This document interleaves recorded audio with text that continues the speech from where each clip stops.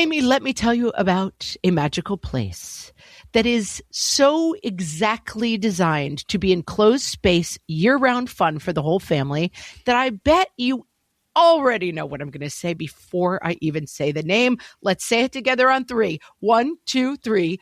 Great Wolf Lodge. You got it, Amy. My kids loved Great Wolf Lodge when we went. You probably already know that it has a huge indoor water park with a wave pool, lazy river, a bunch of massive water slides. But then your pack can hit the other attractions because wait, there's more. Great Wolf Lodge has adventure-packed attractions like Magi Quest, a live-action game kids can play throughout the lodge, plus the Northern Lights Arcade. Spent some quality time there, so your kid who loves the lazy river and your kid who loves fantasy games will both have a great time. Great Wolf Lodge also offers great dining options and complimentary daily events like nightly dance parties, all under one roof. Unpack the car once and you're settled in to have fun. And with 22 lodges across the country, you're always a short drive away from adventure.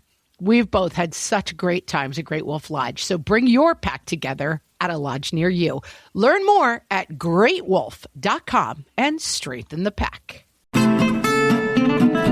Turns out to be like cracked nipples and lots of money spent. What fresh hell? Laughing in the face of motherhood.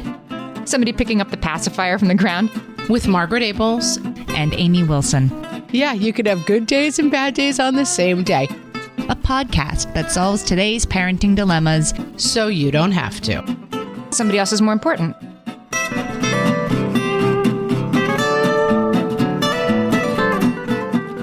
Hello, everyone, and welcome to What Fresh Hell, Laughing in the Face of Motherhood. This is Margaret. And this is Amy. And today we're talking about whether kids make us happy. Spoiler alert. I'm thinking maybe not so much. Short answer is kind of. I'm bringing the research today and the studies and the... Well, there was a famous study a while back that found that kids objectively make people less happy while they're in the house. There are studies of this, there are studies of that. But yes, there was a famous study. It's like, wait, they don't make us happy. And I think as we're going to discover, the pain is in the gap. The pain is in the clear understanding that we are given that kids make you happy. That kids are going to give you a happiness like you've never known before. And then when it's more complicated than that, you feel horrible about that, thinking that you're the only person. You're not the only person, feeling complicated about how your life changes. As I've said before, you think it's going to be Jesus delivering you baby happiness down the happiness rainbow. And it turns out to be like cracked nipples and lots of money spent and a lot of crying on both people's parts. It's the angel. I'm listening to Angela's Ashes right now in Audible, which I thoroughly recommend. Frank McCourt, telling his own stories of like, and if you need a little perspective and like, you think you have it bad, you're not Angela with like 6 kids and they're all dying of consumption. But he thinks that the angel comes in the night and leaves a baby on the 7th step. And that's, I think sometimes our idea of how it's going to be and how our lives are going to change and we're going to unlock level, 8 happiness is not, much more well thought out than that. But we are told that. Also, I will point out while we're on the depressing, early death of children subject, Amy, that I just saw someone posting, kind of weird historical changes in facts last night on Twitter. And one of them was that the mortality rate for kids under 5 in 1800 was 46%. And today it is 0.7%. Like the whole idea of like you would have 10 children because 5 of them had a pretty low chance of surviving statistically, that the idea of parenting has changed so much because of that. I think that like it used to be like, we have a farm, we need 12 kids to work the farm, and that kids were kind of like a gamble in a way. And I think our generation was raised to see children in a very different way, that like children are this fulfillment of your life's destiny who come into your life and make everything perfect. I do think that's a newer idea. Well, I guess maybe it is. I mean, it's a sort of hallmarkification and everything that you have kids because you want to and not because you have to, so that your fields will get plowed is what you're saying. Correct. And certainly I'm not saying that people in the 1800s didn't absolutely mourn the death of children, but that it just... the roles of all of this in our lives were completely different. I mean, I talk to people, I just think the sort of Instagram, like me and my little best friend, she's the person I looked up to most in the world about people's 5-year-olds. I do sometimes look at that, and it's fine if that's how you feel and you want to express yourself. But I do sometimes look at that and think, we've come a long way in 100 years. My grandmother would never have described any of her children as her best friend. They're just a different role. And then therefore higher expectations put on it. Like Correct. We get to enjoy them, but then we have to enjoy them, right? There's the rub. That's right. We are so attached to kids because we have the luxury of being so attached because we have an expectation that they will be with us until we die. And that has really changed the game in terms of what our relationship with them is. So I got the idea for this episode because there was an article in The Atlantic, Paul Bloom. He has a new book out called The Sweet Spot. And he wrote, it's an excerpt from his book that's in The Atlantic, and it's called What Becoming a Parent Really Does to Your Happiness. And he sort of frames the question. Can I read you how he frames it? Because I think this is useful. Please do. He says, as you said before, some of the most prominent scholars in the field have argued that if you want to be happy, it's better to be childless. Others push back, pointing out that a lot depends on who you are and where you live. But a bigger question, Paul Bloom says, is also at play. What if the rewards of having children are different from, and also deeper than, happiness? Like, what if we're chasing the wrong thing? It doesn't matter if they make us happy because we get something else out of it that's more important. Agree, although I'm slightly wary of the phrase deeper than, because I think that a comparison between having kids and not having kids is fraught and probably unknowable in a very fundamental sense. I remember having a conversation. We did an episode a while ago called Friends Without Kids, I believe it was called. My friend Candy Fight was on the episode with me, and she doesn't have kids. And we were talking about how there's this argument that having kids is kind of touching the full human experience. Right. And we were joking that that's why when she's enjoying brunch, I like to call her and scream, you're not having the full human experience. You're not sitting at a table with 8 crying kids. You're just enjoying mimosas with your wife and having a great day. And I think that, that the comparison between, not having kids and having kids is knowable, I guess. No, I don't think it's a comparison between having kids and not having kids. It's a comparison between what are we chasing when we have kids? Yes. Like, why do we have this deep pull to have kids? And those who report satisfaction from having kids, is satisfaction different from happiness? That's what he's getting at. It is. Not, is it better to have than to not? Is there a satisfaction that exists that's different from happiness? I think it is. And so what is it? And, most importantly, why don't kids always make us happy, and what gets in the way of that, and sort of exploring that is worthwhile because it's something we don't talk about. Yeah. And I think this is like the classic late night college dorm kind of conversation. Like, is the point of life to be happy, or is the point of life something other than happiness? Is it to be, to find depth of experience, to find service to others? Those things they may be in direct contrast to happiness sometimes. You've heard the saying, you're only as happy as your unhappiest child, right? I have. It haunts me. That's right up there with enjoy every moment as, the thing you've heard 100 times. So it's funny that both of those things exist, because that's certainly true, that kids are sort of our greatest source of stress. There's a book called All Joy and No Fun. Oh, I love that book. I would love to get her on the podcast. It's such a good book. Jennifer Senior. She's actually, she's an author who writes about all sorts of different things, not just parenting. So she's written, books on completely other topics since then. But this book, she cites research that... What's her name, the author? Jennifer Senior. Jennifer Senior. Yeah, we should shout her out because that book is fantastic. It's fantastic. Anyway, she has research in a book which shows that children provoke a couple's most frequent arguments, more than about money, work, in-laws, you're annoying, you're not committed, intimacy, whatever. Kids are the number one thing that couples fight about. As the kids like to say, Amy, that tracks. Right. Yeah, every once in a while, my husband and I will turn to each other during moments such as this and think, isn't it funny that people have kids to try to save their marriage? Like, can you imagine? Like, yes. What a poor choice that must be. Yes. And what a disservice we do as a society to be like, I know what will fix this. A tiny bundle of joy left in the 7th step. No. I mean, it does. One thing I will tell you. It can. It binds you to that other person for the rest of your life, for sure. Right. Deepens your relationship. It doesn't necessarily happify. It connects you forever in a way that not many other things do. Yeah. So Jean Twenge, she's somebody whose research I really like. She usually looks at like teenagers and phones and social media. And that's her sort of bailiwick now. But she did a study on this like 20 years ago and found that parents reported lower marital satisfaction than non-parents. Correct. But also, the more kids you had, the more great that discrepancy became, that actually parents of 3 children were less happy than parents of 2 children. Hashtag I believe. Yeah. Like, I don't want to engage with the truth of that statement because it's true. You're only as happy as your unhappiest kid. And when you've got 3 kids, there's always somebody who's, not living their best life for reasons you can and can't control. My brother once said to me, my brother, a parent of 4 children, asked me how it was going with my first baby. And I said, there are good days and bad days. And he said, you should have more kids because then you can have good days and bad days on the same day. Wow. And it rings in my head to this very day. Like, that's profound. Yeah, you could have good days and bad days on the same day. And this is the thing. I do think that one gift I have as a parent, I'm wary because, my sister always says when you say something about yourself, inevitably the opposite is true. But I believe this is true about myself. I think, is the correct word sanguine? Yes. I have a certain realism that I inherited from my mom. When I called my mother to tell her I was pregnant with my 3rd, she made this sound. Ugh. Like, she was like, that's not going to be great. I was pregnant with my 3rd child in 4 years. But I would say that's not sanguine.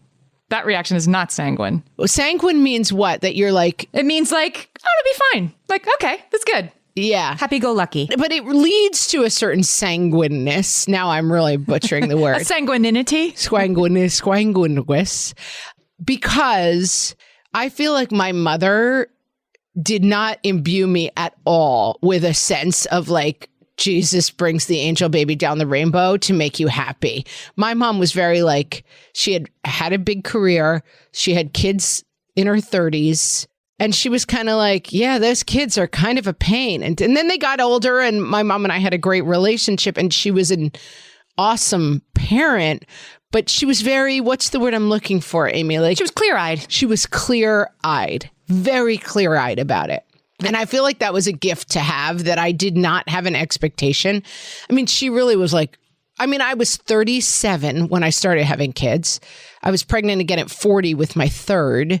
I wanted to have a couple of kids. I thought I wanted to maybe have 4, but I kind of ran out of time. But she was sort of like, yeah, that's going to be real rough for the first 2 years. I did it. And she truly, like, when people say, how was it having 3 little kids? She's like, it was one of the worst experiences of my life. Now, would she trade any of us in? No. Would she go back and undo it? No. Like, the payoff in the very long run was good, but she was very clear-eyed about the fact that the experience of having 3 kids in 4 years was extremely depressing and painful for her. And I really appreciated that perspective. I think it's important to say, for those who are listening, who are truly in the salt mine years, which is a lot of people listening right now, we are always sort of team, it gets better and this gets better. And the studies bear this out, that a parent who is experiencing dissatisfaction is way more likely to be experiencing that when their baby is 2 months old than when their baby is 12 years old. It's hardest in the beginning, because the change is the greatest. And that's when the likelihood for some dissatisfaction is also the greatest. So if you're feeling this and your baby's 6 weeks old, that doesn't mean you're a terrible person. And that doesn't mean that you will never feel happy again.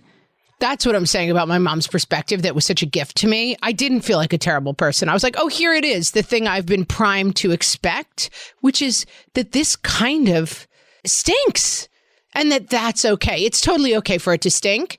And now I have 3 kids who are close in age, who get along. I was just saying to my husband the other day, I took one of my kids to the city to watch the marathon the other day. We had a great time together, and then we came home and my husband and the boys were working on a project together. Our life is really good now. But I was glad that I did not expect those first years to be like heaven on earth, because guess what? They weren't. Yes. There's a lot of reasons why you can become less happy when you have kids, that's normal. Can we talk about what those are when we come back? Please, let's. Hellions, it's time for some spring cleaning, and I don't just mean the coat closets. Doing your financial spring cleaning can actually be super easy when you let Monarch do your financial spring cleaning for you. One dashboard that gets your entire financial life organized. No more clutter, no more mess, no more logins scattered everywhere, just accounts, investments, property, and more, all in one place. Get your first year of Monarch for half off, just $50 with promo code FRESH. Monarch allows you to look not only at what you've already spent, but also to plan for the future. With Monarch, you can set savings goals, plan for big purchases, and notice spending trends before they become a problem. I can generate cash flow reports that show me what we spent this quarter, this month, what we're probably going to spend next month, and feel prepared, organized, and knowing how to plan for the future. No more surprises and a lot more clarity. Try Monarch. Use code FRESH at monarch.com to get your first year half off at just $50. That's 50% off your first year at monarch.com with code FRESH. All my kids learned to swim when they were little. It was super important to me that they be confident and safe in the water. There was only one problem with that: taking them to swim lessons. I mean, the pools were freezing. There were always cranky adults doing laps right there. And it was definitely not, for any of us, what you would call fun. Amy, heard. But now there's Goldfish Swim School. Goldfish takes a really thoughtful approach to swim lessons, combining research-based teaching with a warm, kid-friendly environment that actually helps kids thrive in the water. Every detail at Goldfish is thoughtfully designed to create a golden experience, from shiver-free, warm indoor pools to comfy waiting areas for parents to professionally trained lifeguards on deck. Goldfish uses an approach called the science of swim play, which combines guided play with proven teaching techniques to help kids learn to swim, build water safety skills, and gain confidence, all at their own pace. Lessons are designed to meet kids exactly where they're at. If you've been thinking about swim lessons or just wondering where to start, this is a great opportunity. Right now, Goldfish Swim School is offering a waived membership plus your child's first lesson free at participating locations. Just visit goldfishswimschool.com/free to find a location near you and enroll using promo code FREE. That's goldfishswimschool.com/free, promo code FREE. You know that thing where you get an amazing pair of shoes at a really great price and want to tell everyone about it? Yeah, so do we. Here at Designer Shoe Warehouse, we'll give you something to brag about, like the latest styles from brands you love, or the trends everyone's obsessing over, or shoes that make you feel like, well, you. So go ahead, show off a little. Find shoes that get you at prices that get your budget. Head to your DSW store or DSW.com today. DSW, let us surprise you. Amy, solve it for me. Come on. You said you've got it. Well, it's not so much the solve it as like, see if these things, ring true for you, why you might become actually less happy after you have kids. They're going to ring true, but go ahead anyway. In the 1950s, there is a study by Dr. E. Lemasters that really shaped everything that came afterwards, where he posited that an arrival of a new family member in a system forces reorganization of that system and creates a crisis for which the old patterns are inadequate. I would say less so with every child. Agree or disagree? Yeah, I would. I think 0 to 1 is the most crazy, like, what? Right. It's the most seismic shift. People have pushed back on me, but when people talk about going from 2 kids to 3 kids, I feel like it was practically unnoticeable in our household. But going from 0 to 1 was the most painful transition of my life. Yes, because your freedom is very suddenly restricted in a way that it's like, it's 7% more restricted when you have 2 little kids at home instead of 1. But having that newborn, it just immediately changes your life in huge ways, and it forces change. And maybe it was better the way it was in some ways. Yeah. And I mean, I've talked about this before. I was older. I had a pretty good life. I was living in Hollywood. I was working as a writer. I had a lot of disposable income. I spent my nights like at bars, meeting cute boys and eating delicious meals and hanging out with hilarious comics and like laughing. I was walking through the city the other day, and they now have, because of COVID, these like outdoor, what do you call them? They're like little huts kind of outdoor, all the bars, so you can eat outdoors. They're like little outdoor structures. Yes, I'm aware. Yes. Okay. Shanty is some of them are shanties and some of them are actually quite pretty. Yeah. But basically, it means that a lot of people are socializing on the sidewalk versus, being inside of a bar. And it was a beautiful warm night. And I was getting like joy chills mixed with like, take me back. Yeah. Like I kind of was like, oh my God, those nights of like being young and cute and out and, cute boys and who you're going to kiss. It's so exciting. And then I was home breastfeeding kids for 4 years. My career kind of dried out. I mean, I really did get cast out of paradise in a lot of ways. Yeah. And into the land of somebody else is more important. Yeah. My husband kind of trudging off to work and the two of us being kind of like, you take the baby and I'll take the this. We weren't having not a lot of romance, not a lot of excitement, a lot of cute baby giggles, but I can't say they filled my cup in quite the same way as those fun nights at bars. Well, I want to get to the relationship. At first, I want to state what is obvious once you think about it, that single parents report, if you become a single parent for the first time and you're doing this all yourself, your happiness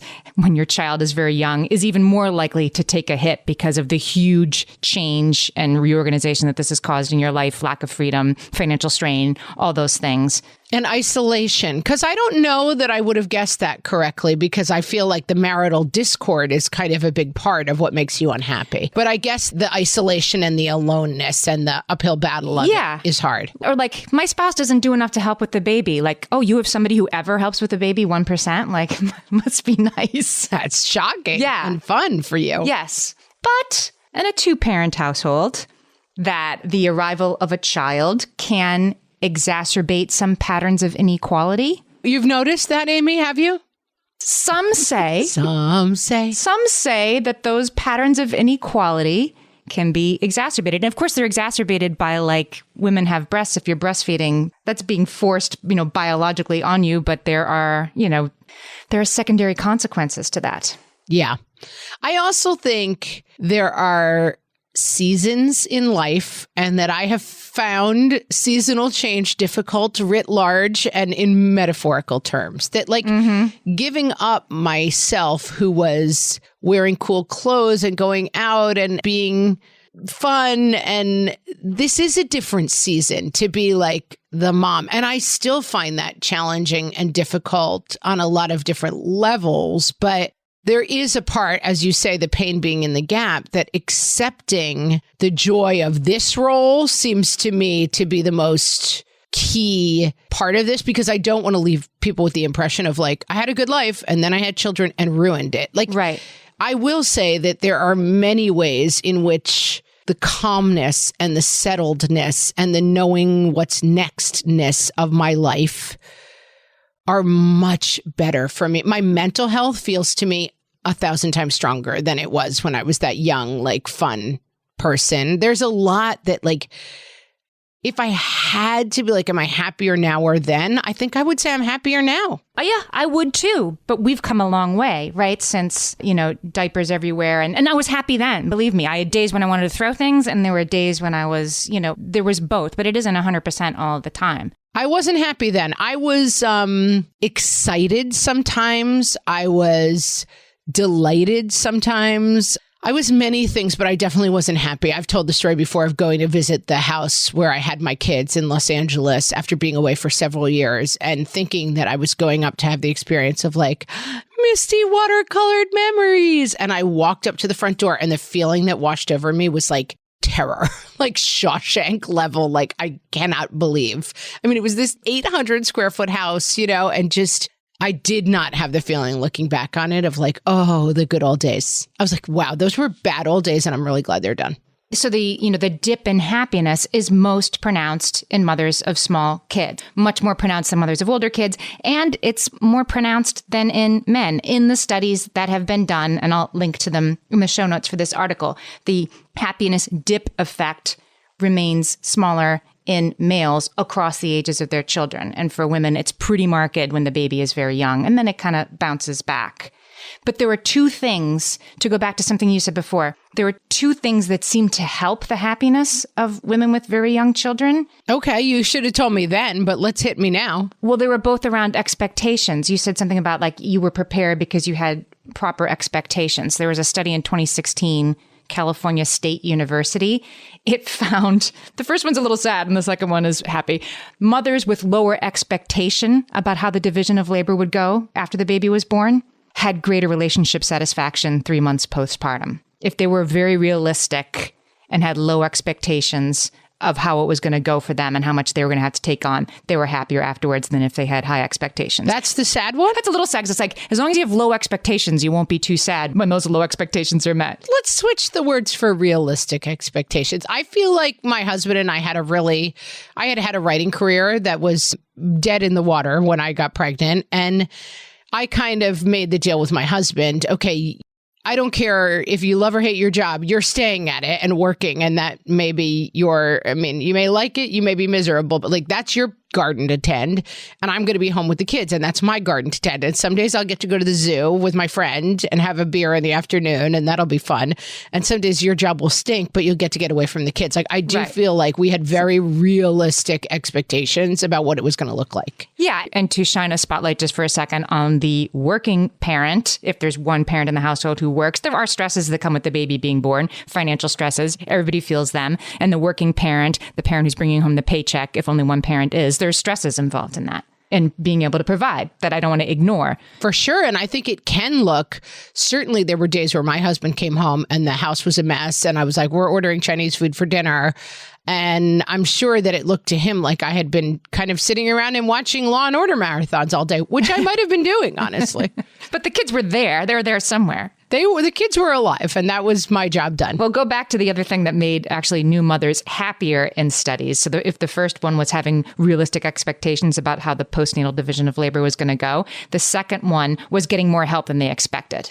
If they had low expectations, they were actually exceeded and they got more help, then they also reported higher levels of happiness than somebody who was like, I thought this was going to be hard, but it's even harder than I thought.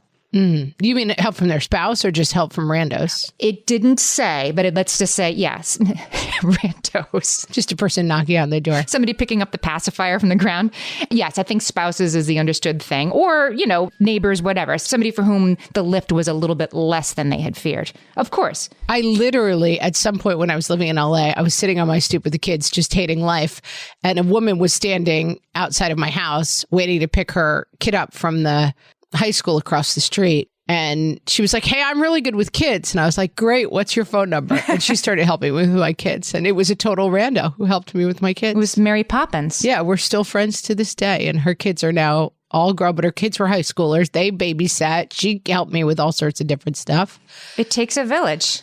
Yeah, it takes a willingness to scream to a rando on the street, hey, are you good with kids? And them saying yes. And then it all works out, Amy. So the other thing that's really marked is that the support of society, like paid leave, healthcare policies, things like that actually affect happiness. And this is why the U.S. ranks so low. Yes. The country with the single greatest happiness drop after you have children is United States of America. The United States. The happiest parents are from Norway and Hungary, where in Norway, they let their babies sleep outside. We're all about the hashtag Danish baby lifestyle. Yes. But it's not just that. And it's not just the hygge. It's that they have all kinds of support and policies in place to protect new parents and support them. Yeah. I mean, very understandable and true. And when parents are expected to take leave, paternity leave, family leave, it's a game changer, and we don't have it. My husband, he takes a beating on this one every time we talk about it. And I don't really blame him because he worked at a company where he was not top dog and he had to do it. But I had my baby on a Thursday into Friday, and he went back to work on Monday. And that was the last day he took off regarding the baby. Oh, what? That's crazy. But I don't think it's that uncommon. And no, it's not. It's outrageous, and it's totally common. I don't think there was any real expectation that, this was 13 years ago now. This conversation was it was never really even considered that he would not. And I will say, you're at the whim of, I had a kid who was hospitalized this week. My son had an emergency appendectomy. My husband was away on a business trip. And I knew he was doing stuff that was kind of time sensitive and urgent. And I said, but I was home alone with 3 kids, one who needed an overnight in the hospital. And I was sort of like, do you think you can come back? And he said, well, of course I'm coming back. And I guess his boss was very much like, okay, you have to go back. But I didn't really even take it for granted that he would be able to come home with our kid in the hospital. It was an appendectomy. It wasn't like, something that was life-threatening. But I do think that like I have an expectation that my spouse, because of the work he does and his role at that work and the fact that he's, a certain space in that hierarchy, I have an expectation that he's not available. Yeah. And I think that's pretty normal for people, I do too. I want to give a shout out. There's a website called learningmotherhood.co. If you're returning to work, parental leave, navigating sort of what's available to you, sort of officially what's available to you from our society, but also, support groups and things that you might not know about that are available to make all of this easier. I want to give a shout out to that website because it has tons of great resources because we do deserve better.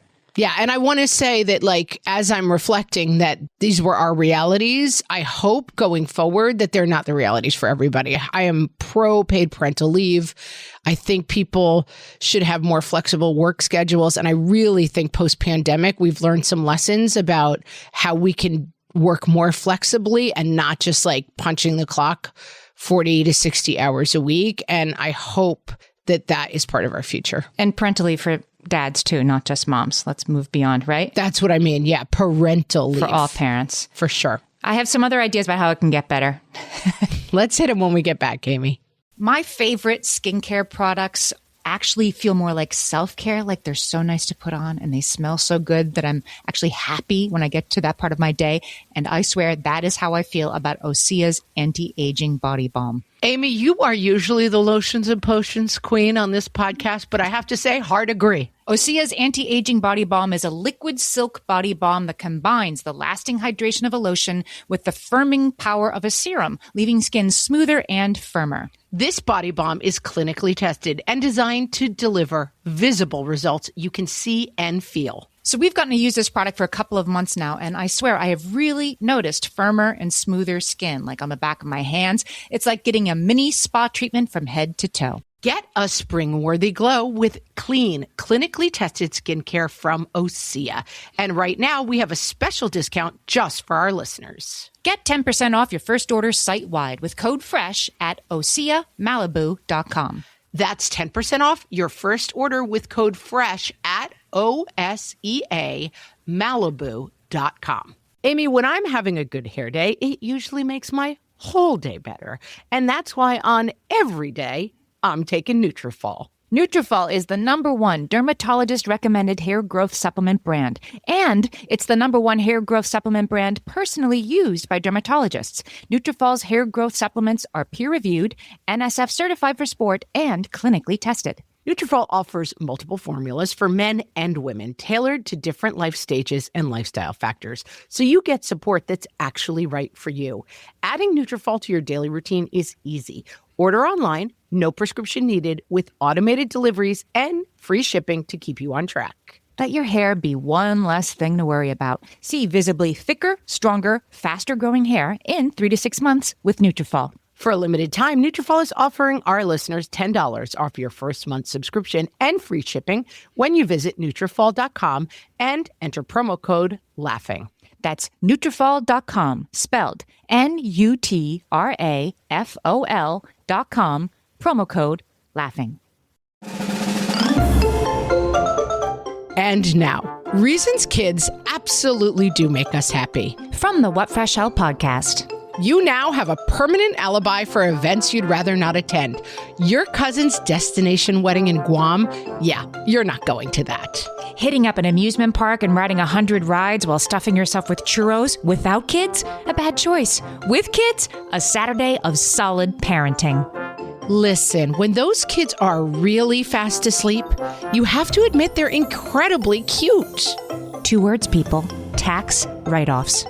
If you are short on facts about dinosaurs, baseball statistics, or say the names and backstories of every single Harry Potter character, kids will fix that. You'll get to try out fun and exciting new jobs you may never have considered, like math tutor who doesn't really understand math, incompetent maid, and angry and reluctant Uber driver. On the one hand, sleepless nights, marital discord, and spending more money than you have. But on the other hand, unconditional love and small people who make you laugh harder than you ever thought possible. Oh, and the simple satisfaction of sustaining the human species. All yours, baby. This has been Reasons Kids Absolutely Do Make Us Happy. From the What Fresh Hell podcast.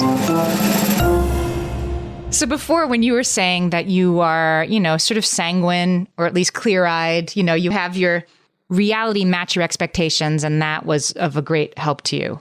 Yes. But it's also kind of who you are and who your mother was. Correct. So this is, all of us have a happiness set point. And I am obsessed with this topic and this research, and I love it. You talked about this study, so we'll talk about this now. So we all have a happiness set point, and the, theories and studies behind it show that kind of, to a great extent, no matter what happens to you, you are a glass half full or glass half empty kind of person, and you're going to return to that baseline almost regardless of what happens to you. So there is correct. So I'll give you an example, which is like your happiness set point. They're not as specific as this, but let's say happiness is a scale of 1 to 10. And you're like, your normal set point is a 7. This is not how they describe it, but it helps me think about it. If you get in a horrible accident and you end up paralyzed, your happiness set point will go down to a 2 for a certain amount of time as you deal with the injuries, as you deal with setting up your new life. And then you will return to a 7 at some point. Similarly, if you win $100 million in the lottery, your happiness set point will briefly spike up to a 10, but then you'll return to a 7. What's interesting is that happiness we think of as an external factor, and it's really an internal factor. And it's very, very hard to change. I thought that I had heard that, explanation, and I had thought those examples were hypothetical, but they're not. They did a study in 1971 where they actually studied 2 groups of people, one who won lotteries and 2 who had been in horrible accidents that, resulted in paraplegic and quadriplegic injuries.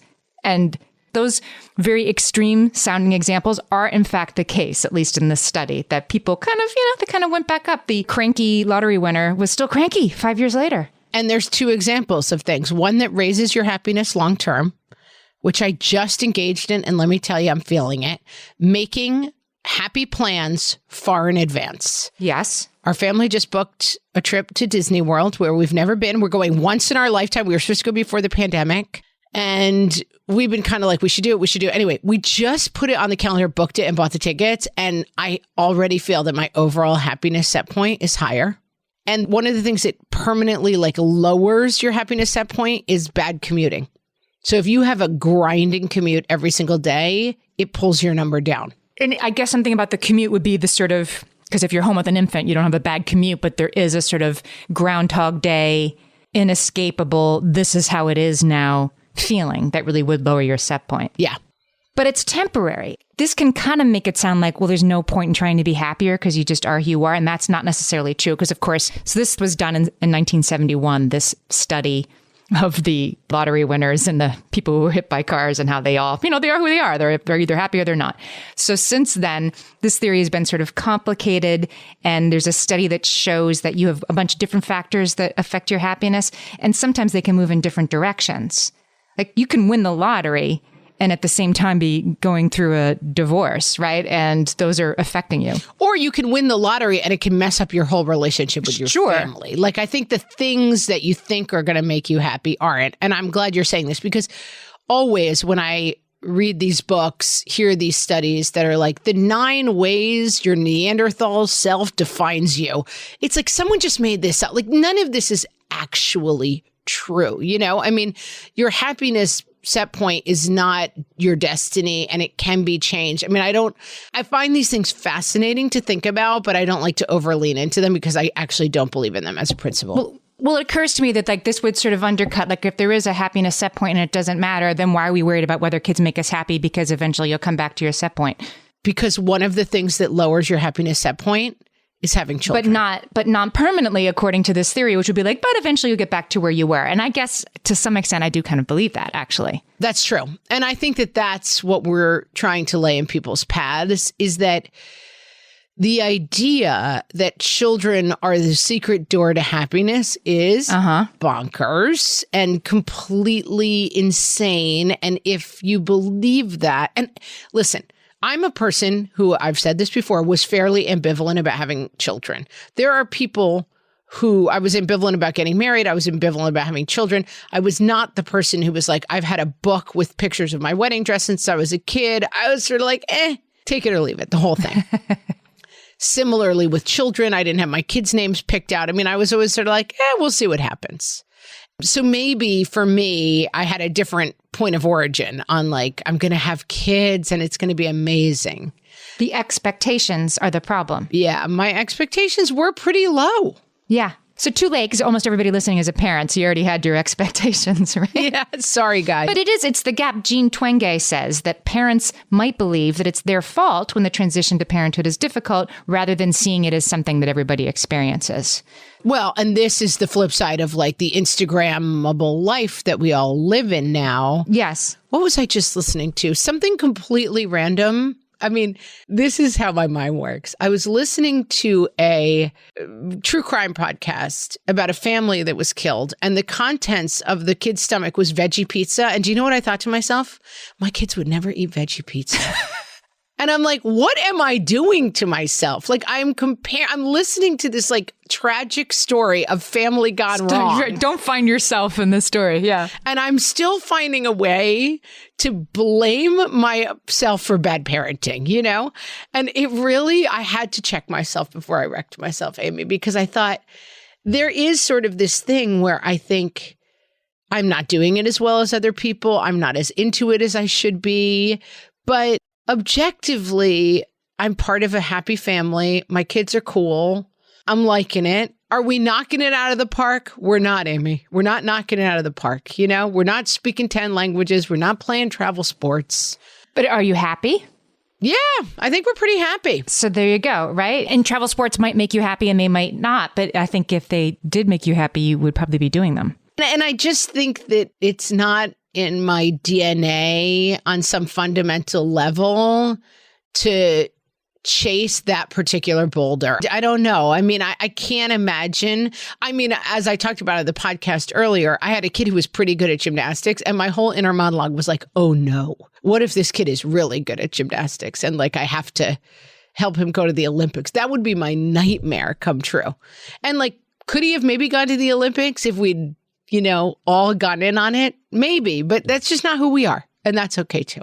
I think whether it's your relationship or your trip to Disney World, that, the same rules apply to find happiness, which is to communicate and to plan ahead of time how things are going to go, and to be aware that it's not supposed to be, your trip to Disney World is going to be amazing. It will not be every second of it the most glorious thing you ever had. Do you want to know the fun thing about that is true in the study? Yes. Your happiest set point of your vacation that's far in advance is the night before you go. Is the planning. Yeah. And it doesn't mean you have a bad time on vacation. It just, you're not any happier when you're there than you were 3 days beforehand. You will be in line for 2.5 hours for, the Peter Pan ride, and your kids will be complaining, and you're going to be like, why did we do this? And then in another 10 years, you're going to be like, what was one of the most happy memories of your childhood is when we all went to Disney World, because memory distortion takes effect and you only remember the high points, and you look back and you're going to see that mom pushing the stroller, and you're going to want to say to her, cherish every moment. It goes by so fast, but you're not going to. Oh, you'll forget these days at Disney World. But right. Thank God you will, because they'll just I've said before on the podcast this sermon that I heard after 9/11 that said, life is the back of a tapestry, like the confusing threads, and heaven is walking around the front and looking at the picture. And I feel like that is sort of what your memories do for you. Like you're on the back side of the tapestry, and then 10 years later, you see the picture in a very different way, Like yep. that craziness of discord while you're in it becomes kind of like, because even before I walked up to that house, I was like, I'm driving over to revisit that great place. And it wasn't until I was standing in front of the house that I got the bad feeling. Like, even though I talk objectively now about those years being difficult, when I actually remember them, I have a certain haze of happiness with like, oh, remember the kids were dressed as firemen and the baby was their little Dalmatian. Like, I remember the warm and good parts, even though I objectively know that the bad parts were bad. Yeah, you were behind the tapestry then, and now you're looking at the front of it. And I think that's why we have kids. We have kids because we want the tapestry to look like something, to go back and be like, look what we did. Yeah. And I was recently speaking to a friend of mine who doesn't have kids, and they were saying, I think they were very kind of like on the fence about it. And kind of, yes, am I robbing myself of the full human experience? And we were kind of having the conversation of like, what is it like over there on your side of the door? You know, is there happiness over there that I'm missing out on my side of the door? And in the course of the conversation, I feel like we both kind of came to the point of, I mean, it is very corny and there's no place like home, but like, there is no door ever. There's never a door. There is no door that leads to life. And you didn't go through it, and neither did anybody else. You didn't miss the door. Nobody's gone through the door. You're not so stupid you can't see the door, or so broken you don't have a door. Amy, I'm going to lay a little Rainer Maria Rilke on you. Okay. My favorite poem in the world, and we can link to it in the show notes, is called Go to the Limits of Your Longing. I have it hanging on my wall at home, and it is a beautiful poem. And the last line of it is, nearby is the country they call life. You will know it by its seriousness. And that's the key to it. Like, if you are engaged in a serious pursuit, you are in the country they call life. And that doesn't necessarily involve having kids, but that is what I believe to be true. And it doesn't necessarily involve being happy. Certainly not every moment. It doesn't. That's not why we were having them in the first place. No. So I guess, yeah. No. The call is to go to the limits of your longing. The call is not to have kids or not to have kids. Love it. Solved it. Yeah. I'm going to put a link to this poem. It's a game changer for me. I have it hanging in my kitchen. I love that. All right. I got something out of this conversation for sure. I dare say we solved it. Right. Kids are not the key to happiness, but listen, have them if you want. We did. It's going fine. I guess. That's a solve. Friends, if you also want to go to the limits of your longing, you should rate and review our podcast. I'm not exactly sure how those things connect, but I know it's the right thing to do. Yeah, if you're enjoying listening, leave us a rating and review. It helps us find new listeners. And by the way, Toddler Purgatory, also, if you've been listening to their show and enjoying it, give them a rating and a review because it really helps a new show grow. Yeah, they're a new show, so super important for them. We're an old show, also super important for us. Yes. Ratings and reviews. Yes, it would make us happy. And with that, guys, thanks so much for listening. We'll talk to you next time. So long.